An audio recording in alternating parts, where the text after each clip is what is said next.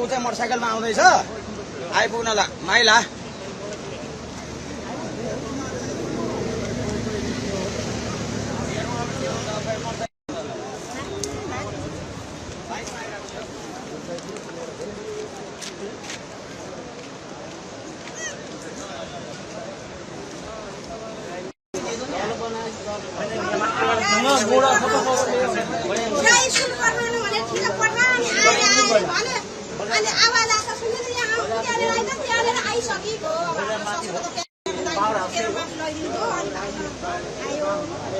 भनेपछि तपाईँ माथि नै आउँछ भनेर माथिसम्म भाग्नुभयो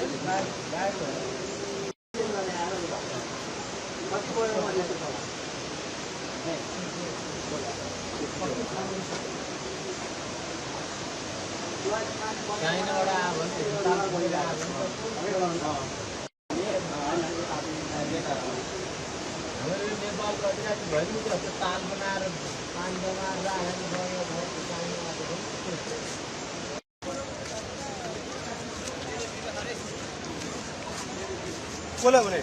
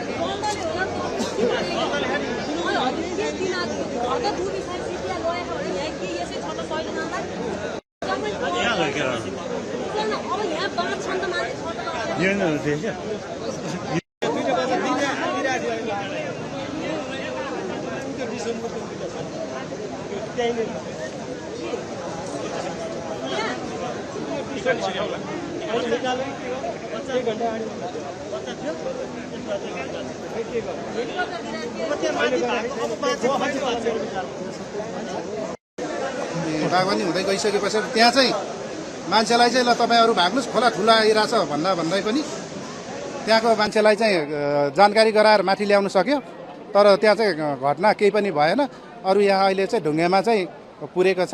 अब पछि चाहिँ यो ढुङ्गेको चाहिँ उसमा चाहिँ पुरेको चाहिँ अब स्काई भेक्टर ल्याइसके पछाडि जिल्ला सुरक्षाकर्मीसँग समन्वय गरिसके पछाडि अरू जानकारी आउँछ। तपाईँको करिब आधा घन्टा भयो। उहाँलाई चाहिँ सुरक्षित स्थानमा चाहिँ हेलिकप्टरले चाहिँ उद्धार गरेर लग्यो। तपाईँको यहाँ चाहिँ एकैचोटि बाढी भनेको एकैचोटि आयो, कति क्षति छ भन्ने त्यो अनुगम गरेको छैन, त्यो पछि आउला जानकारी।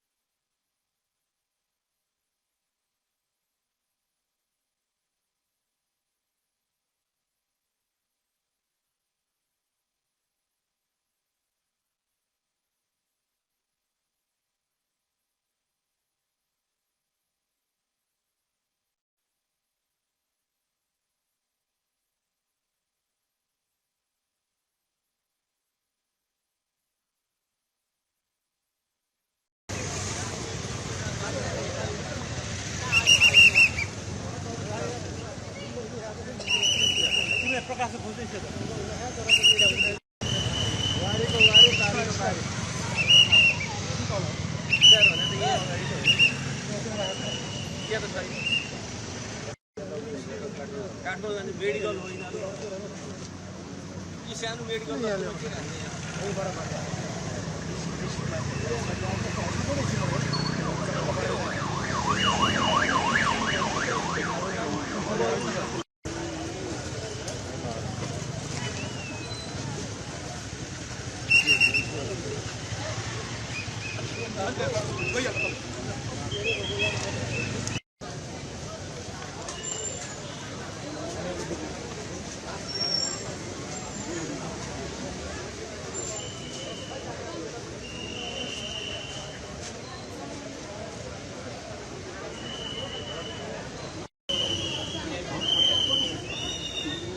निकालिसक्यो।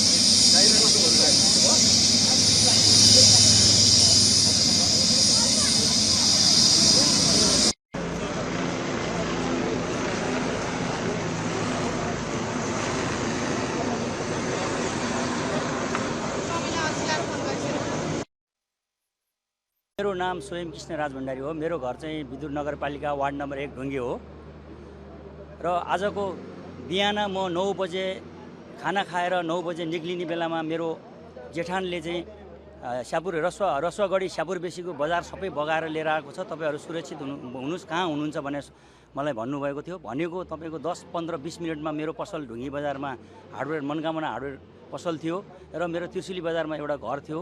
घर त्यो भनेको बिचमा म गएर हेर्न गएर मेरो भाइलाई, मेरो बुहारीलाई, मेरो भाइ अर्को कान्छो भाइलाई मैले अब बाढी आउँदैछ अरे, तिमीहरू चाहिँ आफ्नो ठाउँमा हस्तान्तरण गरेँ। आफ्नो सामानहरू पसलहरू मैले हतार पसल बन्द गरेँ। पसल बन्द गरेको र मेरो भाइले सामान झिकेर बाहिर निक्लिँदै एक्कासी खोला ठुलो आवाज आएर डङ आवाज आयो। आवाज आउँदा सबै आँखा अगाडि पुल बगायो। पहिलो सुरुमा पुरानो पुल थियो, हाम्रो जङ्गबहादुरको पालाको पुल थियो, पुरानो पुल बगायो। त्यसपछि नयाँ पुल थियो, नयाँ पुल बगायो र हुँदै घरहरू धेरै बगाउँदै गयो। बगाउँदै जाँदाखेरि हामीले एउटा घरमा मान्छे फसेको थियो। फसेको मान्छेहरूलाई रेस्क्यु गर्नको लागि हामीले कति उद्धार गऱ्यौँ, पुलिसलाई फोन गऱ्यौँ।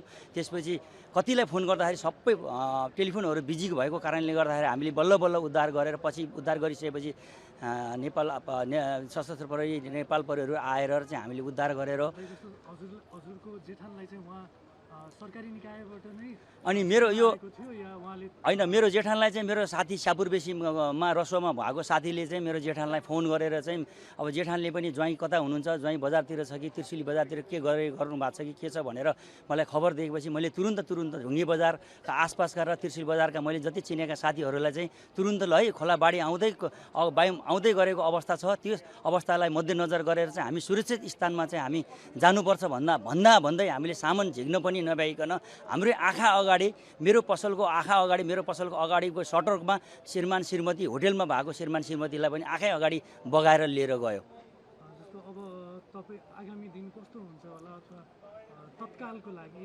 स्थानीय तहबाट सरकारबाट के भयो? अब स्थानीय तहबाट चाहिँ हाम्रो अहिले अघि भर्खर वडा अध्यक्ष आइसक्नु भएको छ। विदुर नगरपालिकाको 7 नम्बर वडा बेत्रावती बजार पनि केही छैन भन्ने सुन्नमा आएको छ। र देवीघाट बजारको आसपासमा रहेको केही बजारहरू सबै बगाएर लिएर गएको भन्न सुन्नमा आएको छ। र स्थानीय सरकारले चाहिँ के भएको छ, जोखिममा पूर्ण रहेका मान्छेहरूलाई घरबास कपास नभएका मान्छेहरूलाई चाहिँ नगरपालिकाले अहिले तत्कालको लागि रेस्क्यु गरेर खानी बस्ने र बासको व्यवस्था गर्ने भन्ने अहिले वडा अध्यक्षले हाम्रो कुरा गर्नुभएको सुन्नमा आएको छौँ। र अब सरकारले चाहिँ सकेसम्म चाँडै रेस्क्यु गरेर र उद्धार भएका जो मान्छे खोज तलास गरिदिनु होला भन्ने मेरो चाहिँ गुनासो छ।